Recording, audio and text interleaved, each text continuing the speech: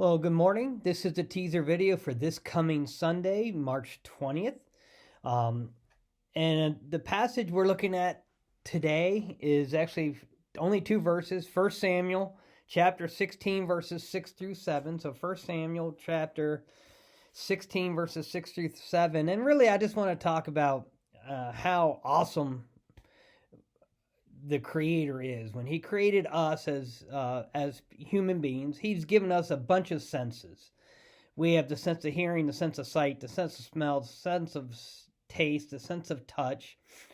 And these different senses help us experience a lot of different things around us, experience the world, the life we see in. And then, of course, as we get older, our senses begin to fade. We get eyeglasses to help with our vision. We may start losing our hearing, and we may get hearing aids, and then we realize, I don't know if I want to hear all this anyway, and turn our hearing aids off. But you get the picture.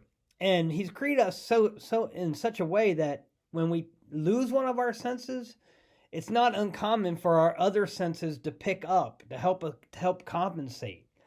That is what's so cool about the creation, us, that the Creator made.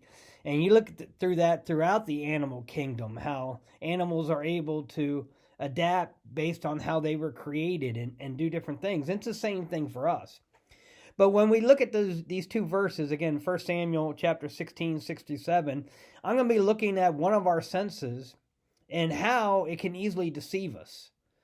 As we talk about this passage, and I'm going to be going a lot over the background, and we're going to realize our senses help us cope and get through our days, but we have to understand that God has obviously more powerful senses than we do.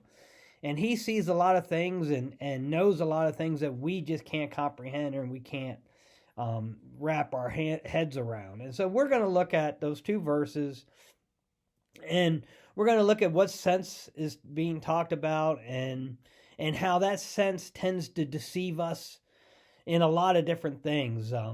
And so we're going to be really digging into that. But you'll want to read the background of 1 Samuel chapter 16, understanding what the whole process is going on. This whole thing in that passage is being done in secret. So you might want to figure out why it's being done in secret and not being broadcasted all over the place. But it's just a nice little Old Testament prophecy that teaches us a very valuable lesson about how some of our senses, especially this one, can deceive us, can cause us to think different ways. It can cause us to be afraid. It can cause us to be in awe. It can cause us to just be fooled.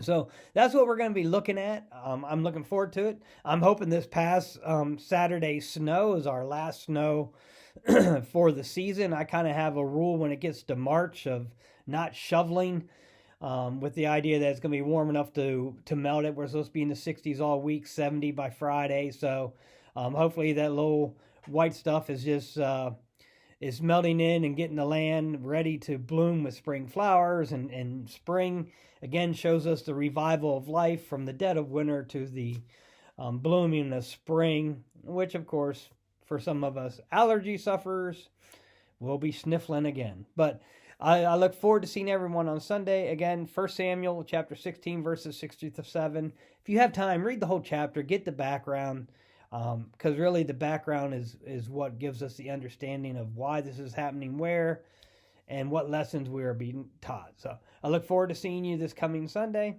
Take care.